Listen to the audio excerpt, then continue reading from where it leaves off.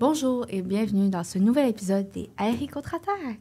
Donc aujourd'hui, on parle de The Shadow's Edge. Le titre est seulement en anglais parce que c'est un film provenant de la Chine et on est allé le voir avec des sous-titres. Donc, si vous l'avez pas vu ou si vous le savez pas, je vous invite à vous le procurer et à le regarder et à revenir nous écouter par la suite. Donc, maintenant que vous avez fait ça, on peut passer aux choses sérieuses. Donc, dans ce film, il est question de la force policière de Macao qui doit combattre un groupe de méchants voleurs Qu'on surnomme la meute de loups. qui ont été entraînés par un ex-agent secret qui a décidé de quitter les forces et d'être à son... La force policière va principalement utiliser l'intelligence artificielle pour combattre, alors que la meute de loups utilise autant l'intelligence artificielle, la technologie en tant que telle, que la méthode plus traditionnelle ne dépendant pas de la technologie. Et qui leur a été enseignée par The So-Called Shadow, donc l'ombre, qui est le surnom de l'agent secret. Et on voit qu'au début, la force policière perd. Elle se repose trop sur l'intelligence artificielle qui s'appelle Spice Girl, en passant,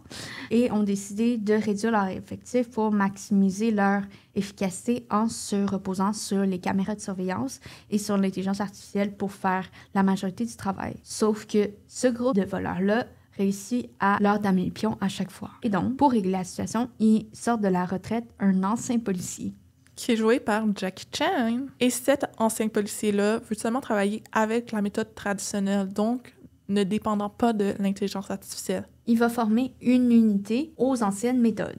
Et grâce à cet enseignement-là, ils vont réussir à se rapprocher du Shadow. Mais ils ne parviennent pas à l'arrêter complètement. Ils vont seulement y arriver quand ils vont mixer l'intelligence artificielle à la méthode traditionnelle. Et c'est ensemble, les deux combinés, qui vont avoir des réels résultats.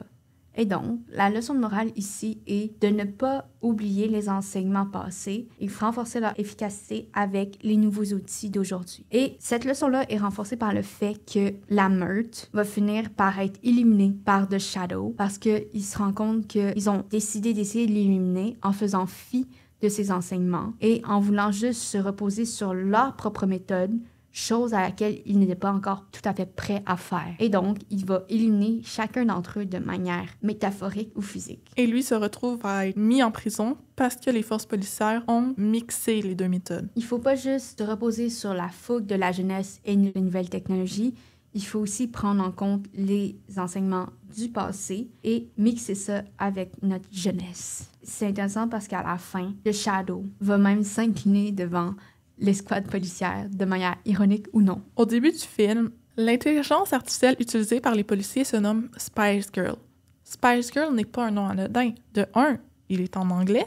De 2, ça réfère à un groupe britannique qui fut très populaire. Et ce n'est pas le seul mot anglais qui est utilisé dans le film. Par exemple, on a le nom Simon et il y a aussi l'alphabet alphanumérique comme A pour Alpha, B Bravo qui va être utilisé. Donc, ça démontre que ce film-là se repose aussi sur un soft power étranger. Effectivement, et c'est renforcé par plusieurs emprunts de soft power. Donc, un emprunt de soft power, c'est utiliser des référents culturels étrangers pour renforcer son propre soft power. Si vous avez envie d'en apprendre plus, je vous invite à aller regarder notre vidéo qu'on a faite sur la saison 2 de Wednesday, partie 2. Donc, dans ce film, ils vont emprunter au soft power américain, notamment la première scène qu'on voit dans le film. On voit un policier qui se retrouve menotté à la rampe de l'ascenseur avec la meute. Et ça fait référence à une scène de Marvel. Oui, ça fait référence à la scène de Captain America et le soldat de l'hiver. Dans cette scène-là, on voit que Steve Rogers se retrouve pris dans un ascenseur avec des agents de Hydra. Il va leur demander ironiquement « Est-ce que quelqu'un veut descendre ?» avant de commencer à se battre. Et il va se retrouver effectivement menotté, lui aussi, à la rambarde de l'ascenseur.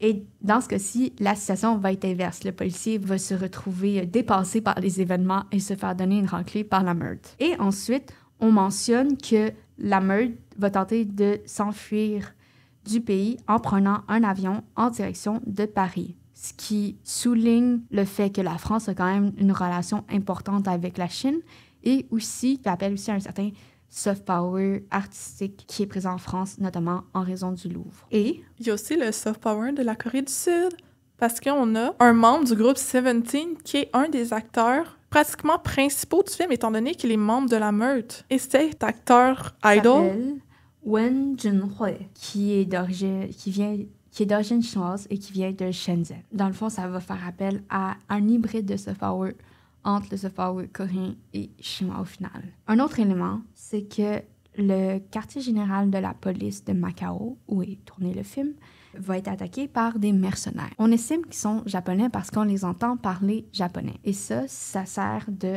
rappel des atrocités qui se sont produites pendant la Deuxième Guerre mondiale sur le territoire chinois par les Japonais. Mais après, autant que cette agression sur le quartier général sert à rappeler cela, on voit que le but de ce film-là n'est pas de pointer du doigt le gouvernement japonais actuel parce que ces gens sont des mercenaires, donc ils ne sont pas rattachés à un gouvernement. Et surtout que c'est Simon qui les a commissionnés. Simon, on rappelle, qui est un membre de la meute. Et qui est le seul à avoir un prénom occidental. Mais il y a aussi un de ses frères jumeaux qu'on peut supposer avoir un nom occidental parce qu'on le connaît pas et il a été adopté à l'étranger. Et c'est lui le vrai méchant. À la fin, c'est seulement lui qui reste en vie et on peut supposer une suite avec lui comme grand méchant. Sur ce, merci d'avoir écouté cet épisode. N'oubliez pas de liker notre vidéo, commenter et partager. On est vraiment intéressés à savoir ce que vous avez pensé de ce film. Sur ce, passez une bonne journée. Ciao! Bye!